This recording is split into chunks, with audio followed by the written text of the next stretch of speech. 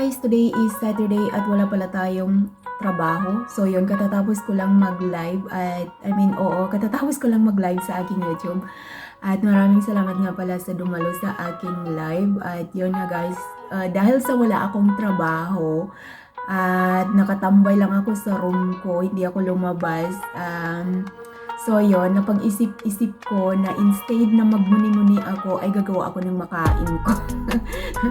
Gagawa ako ng makain ko. Actually, kakatapos ko lang kumain na rin ng itlog na nilaga, pero ni-marinate ko siya ng tubig at saka soy sauce at saka garlic at sprinkle onion at saka ano pa yung nihalo ko? Sesame oil at saka sesame seeds. So yun, so marami akong nilagay sa itlog na yon. So yun, kakatapos ko lang kumain nung paborito ko kasi ang itlog. So yun nga guys, after nun, gumawa ako ng biko uli at hindi ko na na-videoan guys kasi kanina habang naggagawa ako ng latik ay nagmamadali ako kasi ayokong maamoy nila yung latik na ginagawa ko. So ito nga pala yung biko na ginawa ko kanina. Ayan, yan yung biko na ginawa ko ngayong araw. Hindi ko siya nilagyan ng chocolate toppings. Ano lang yan, latik lang yan. Nagme-melt na siya. Kailangan ilagay ko yan sa ilagay ko sa rep para bukas ay masarap na masarap.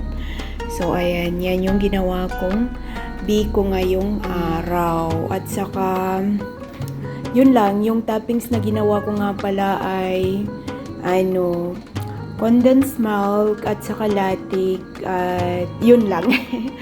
So, yun lang yung ginawa ko. Hindi ko na nilagyan ng, yung kagaya sa video ko dati, sa previous video ko, ay nilagyan ko siya ng chocolate. Ngayong araw hindi ko na siya nilagyan. So yeah guys, today the second day of my biko. Ayan nagtigas siya kasi nilagay ko sa chiller. At sabi kasi nila mas lalong sasarap ang biko pag malamig. So ayan kahapon pagkatapos kong kumain, ayan nilagay ko sa chiller at pinagpatong-patong ko sila kasi wala akong lalagyan na yung lalagyan ko na tray, yung nilagyan ko nga pala na tray, ayun, ang hirap talaga pag hindi tayo Tagalog. Yung nilagyan ko na tray ay walang lugar sa rep, hindi siya nagkakasya. So, nilagay ko dito sa container na ito, pero pinagpatong-patong ko sila kasi hindi kakasya. So, ayun, try natin sa pangalawang araw ang ating biko.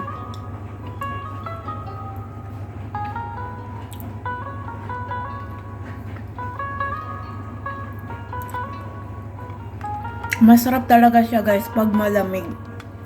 Kasi noon, pag nagbibiko kami, wala kasi kaming rep sa Pilipinas noon. Wala kaming rep. At saka, ayaw ng nanay ko bumili kasi, nagtitipid sa kuryente. So, ayan. Mas masarap talaga pala ang biko pag malamig. So, ayan siya guys. Yan maitim na yan pala guys ay nagmelt ako ng chocolate kasi kahapon nabanggit ko na walang chocolate yung toppings na ginawa ko kaya nagmelt ako kasi maraming chocolate kasi sa bahay kaya para mapagkinabangan ko naman.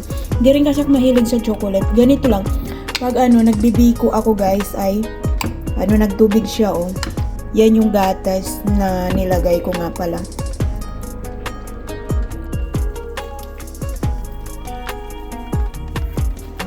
Promise guys, sobrang sarap pala pag malamig. Parang ayokong humintong kainin. Samantala, matamis. Hindi ako pwede kumain ng sobrang tamis.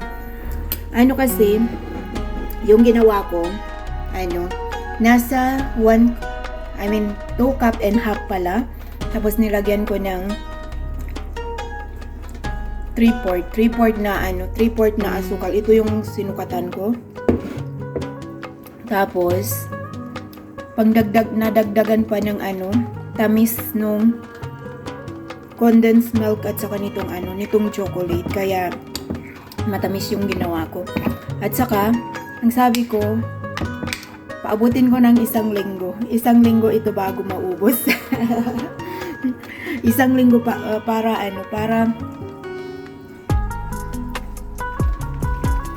hindi ako makakain ng todo ng matamis. Hindi rin kasi pwede na kumain tayo palagi ng sobrang tamis.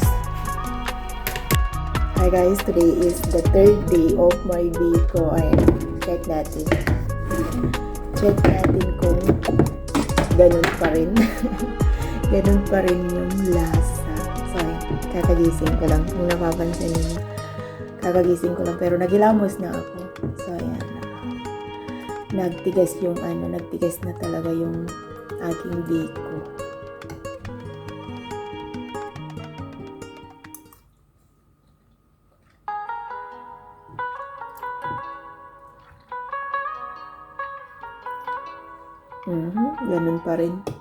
Ganun pa rin matigas pero masarap. Actually nung pagluto ko nito malambot ito siya. Pero kasi dahil galing nga sa chiller, nirep ko siya. Kaya yun, tumigas pati yung chocolate.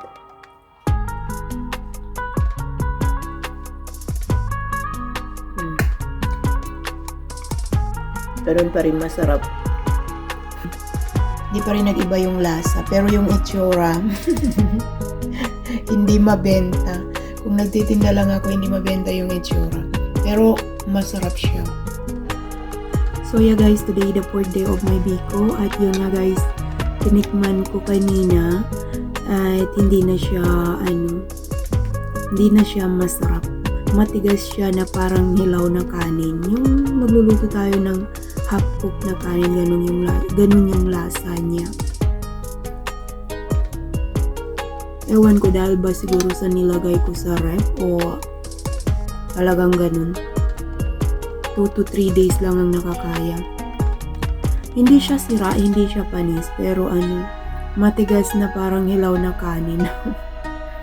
I mean, parang yung kumakain ka ng half cook na kanin. So yun, masarap lang pala ang biko pag pangalawang araw at saka sa sunod na araw. After nun, pang-4 na araw, hindi na siya masarap.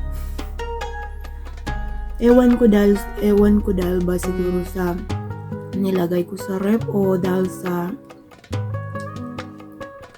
sa kanin na malagkit. Dahil sa rice na, ano ba yun? Dahil sa bigas. Dahil ba sa bigas na nabili ko? Baka hindi maganda yung quality o ewan ko kung bakit. Pero matigas siya na parang hilaw na kanin. So yun, today video nga pala ay magtatapos na. So yun, ang masasabi ko lang, ang biko ay good for 2 to 3 days.